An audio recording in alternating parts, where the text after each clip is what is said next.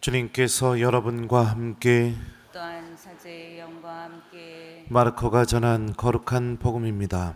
주님 영광 받으소서. 요한이 잡힌 뒤에 예수님께서는 갈릴레아에 가시어 하나님의 복음을 선포하시며 이렇게 말씀하셨다. 때가 차서 하느님의 나라가 가까이 왔다. 회개하고 복음을 믿어라. 예수님께서 갈릴레아 호숫가를 지나가시다가 호수에 그물을 던지고 있는 시몬과 그의 동생 안드레아를 보셨다. 그들은 어부였다. 예수님께서 그들에게 이르셨다. 나를 따라오너라. 내가 너희를 사람 낚는 어부가 되게 하겠다. 그러자 그들은 곧바로 그물을 버리고 예수님을 따랐다. 예수님께서 조금 더 가시다가 배에서 그물을 손질하는 제베데우의 아들 야고보와 그의 동생 요한을 보시고 곧바로 그들을 부르셨다. 그러자 그들은 아버지 제베데오를 사꾼들과 배와 함께 내버려 두고 그분을 따라 나섰다. 주님의 말씀입니다. 그리스도님 찬미합니다. 오소서 성령님, 나를 따라오너라. 내가 너희를 사람 낚는 어부가 되게 하겠다. 안녕하세요. 예. 오늘 말씀은 회개에 대한 말씀이기도 하지만 또 우리 복음 말씀을 놓고 묵상해 보면 부르심에 대해서도 우리가 생각해 볼 수 있습니다. 예수님은 어떤 사람들을 부르실까요? 1번 믿음이 강하고 그리고 죄도 별로 안 짓고 열심히 신앙생활하는 사람. 2번 죄도 많고 그리고 하느님이 보시기에도 저런 사람은 좀 부르기가 좀 그렇다 그렇게 느껴지는 사람. 3번 모르겠다. 몇 번일까요? 네?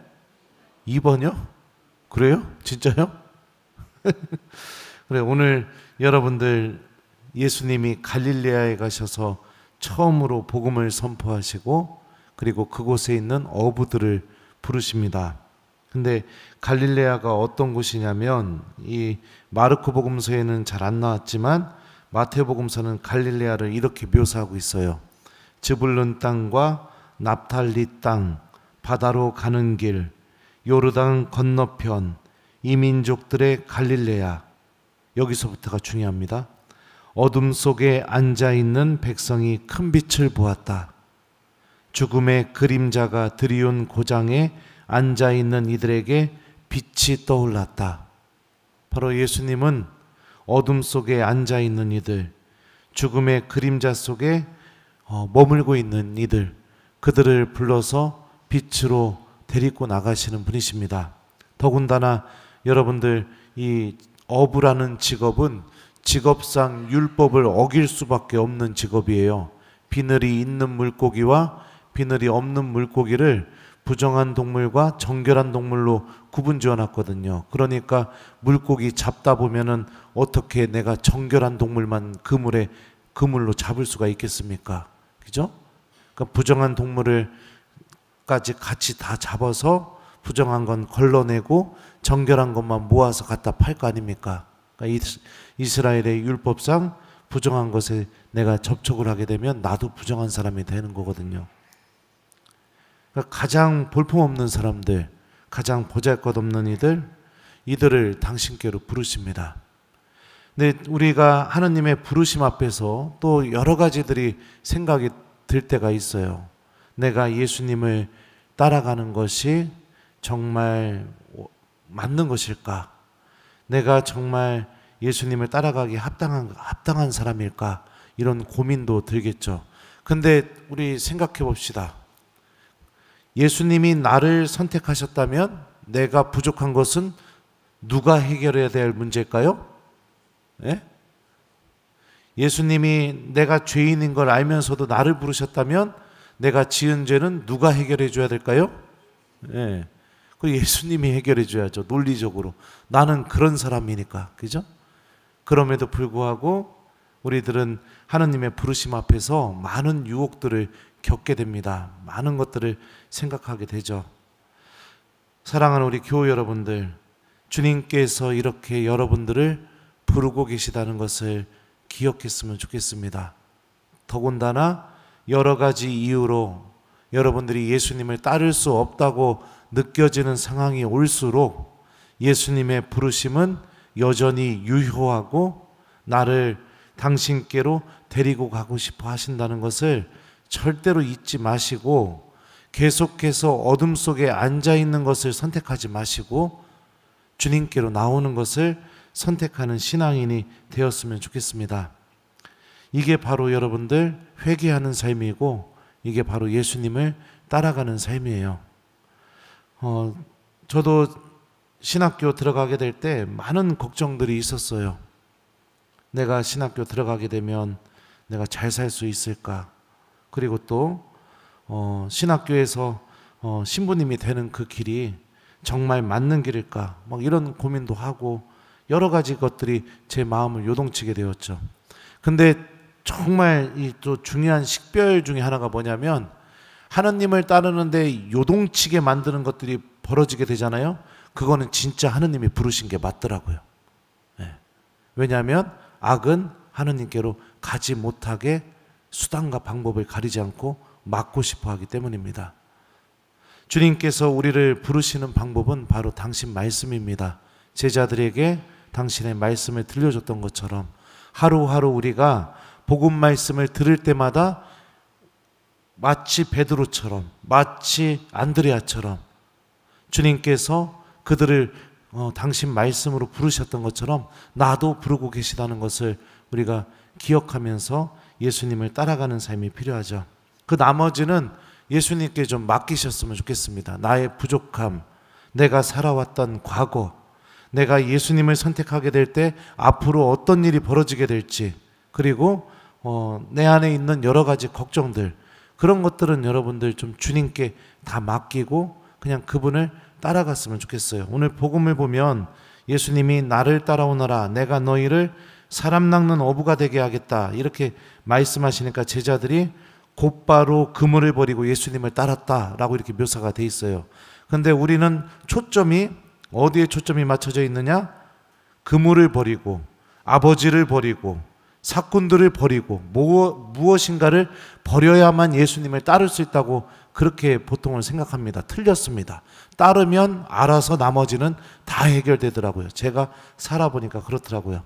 하느님 말씀을 들을 때도 마찬가지입니다.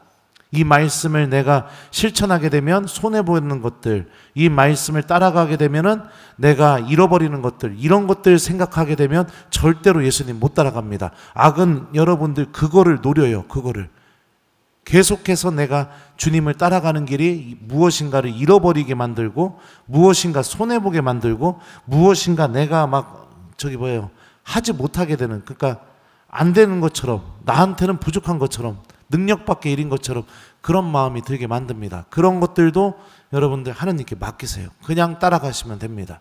따라가게 되면 나머지는 하느님께서 알아서 해결을 해주시더라고요. 용기가 필요하고 또 하느님께서 정말 나를 부르셨다면 당신께서 그 부르심이 열매 맺을 수 있도록 나에게 은총을 주신다는 그런 믿음도 여러분들 우리에게 필요하다고 볼 수 있습니다. 오늘 일독서도 보면 요나가 니네베에서 하느님 말씀 전하죠. 40일이 지나면 니네베는 무너진다. 똑같아요. 예수님이 가장 죽음의 그림자가 드리운 고장에 가서 회개하라고 얘기했던 것처럼 요나도 똑같이 니네베에 가서 하느님의 말씀을 전합니다. 근데 어떻게 했을까요? 니네베 사람들은 요나가 전한 하느님의 말씀을 듣고 그 말씀에 내 삶을 비추어 보고 그래서 하느님께 돌아가는 것을 선택했죠. 그런 용기가 필요한 거죠. 아무것도 여러분들 돌아서지 않고 그냥 그 상태에만 머물러 있으면 우리들의 삶 안에서는 아무 일도 벌어질 수가 없습니다. 오늘 교중 미사 후에 어떤 자매님이 저에게 와서 그랬어요.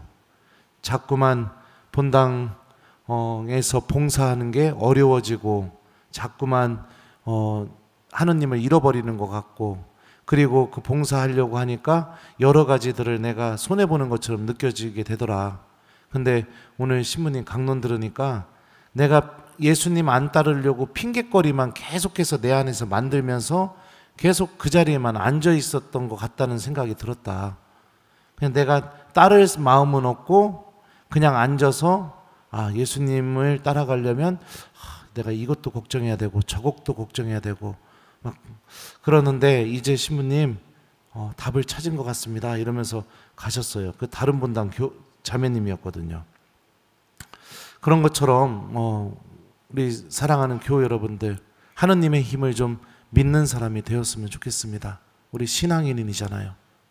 주님께서 우리가 당신을 선택하게 되면 그 길을 따라가는데 필요한 모든 도움과 은총도 함께 주신다는 것을 믿는 사람이 됐으면 좋겠어요. 그리고 어떤 상황이 있다 하더라도 예수님을 따라가는 삶을 여러분들 포기하지 않길 바랍니다. 많은 신앙인들은 예수님을 따라가는 법을 잃어버린 것 같아요. 그냥 사람들과 만나고 어울리고 그게 신앙생활의 전부라고 이렇게 생각하는 사람들이 굉장히 많이 있는 것 같습니다. 하지만 중요한 건 무엇이냐? 그거는 예수님을 따르는 게 아니라 그냥 내가 계속해서 그 상태에 머물러 있는 거죠. 하느님 말씀을 듣고 그대로 실천하고 그 나머지는 주님께 맡기는 것, 이게 주님을 따르는 것이라는 걸 잊지 않기 바라요. 한 번은 굉장히 멀리 우리 본당에서 차로 한 3시간은 운전해서 가야 되는 본당이 있었습니다. 근데 대중교통도 좋지가 않아서 그곳을 가려면 제가 운전을 해서 가야 되는 상황이었어요. 근데 그곳에서 전화가 왔는데 와서 미사 좀 해주고 안수 좀 해달라고 그러더라고요. 교우들도 얼마 없대요. 그래서 제가 일정 확인해보고 연락드리겠습니다 하고선 전화 끊은 다음에 어떤 마음을 먹었냐면 여기는 가지 말아야겠다. 너무 멀다. 너무 멀고 거기 가봐야 교우들도 많지 않다고 하는데 가지 말아야겠다. 그렇게 마음을 먹고 이제 거기다가 이제 전화해서 못 간다고 얘기만 하면 되는 상황이었는데 다 결정해 놨는데, 그리고 나서 이제 좀 시간이 지났는데 사제관에서 소파에서 누워서 TV 보고 있는데 갑자기 성경 말씀 생각나는 겁니다. 기쁜 소식을 전하는 이의 발걸음 얼마나 아름다운가. 그거 어떻게 해요? 어떻게 해야 돼요? 1번 가야 된다. 2번 가지 말아야 된다. 어떻게 해야 돼요? 가야죠. 이게 여러분들 예수님 따르는 방법이에요. 내가 거기를 가려고 하면 시간도 많이 걸리고 신자도 별로 없다고 하고 그리고 또 나도 힘들고 이런 것들은 여러분들 내가 예수님 따르지 않으면서 계속 핑계거리만 찾고 있는 거거든요. 그냥 그래가지고 거기다가 전화했어요. 가겠습니다. 6월 달에 가야 돼요. 이제 아직 안 갔어요. 6월 달에 가야 되는데 하여튼 그렇습니다. 그 나머지는 이제 하느님이 알아서 해주시는 거죠. 우리가 이런 마음을 갖고 하느님을 따라간다면 분명히 그 따르는 길은 예수님과 함께 하느님 나라로 가는 그 길로 걸어갈 수 있게 될 겁니다. 주님을 따르는 신앙인, 그리고 주님의 말씀을 듣고 그 말씀이 인도하는 길을 잘 걸어가는 우리 교우들이 됐으면 좋겠습니다.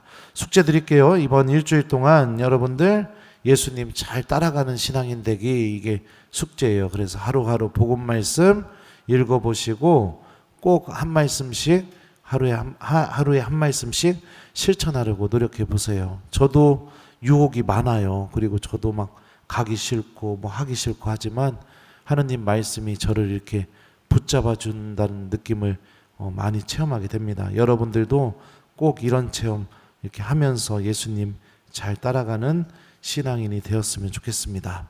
나를 따라오너라. 내가 너희를 사람 낚는 어부가 되게 하겠다. 아멘.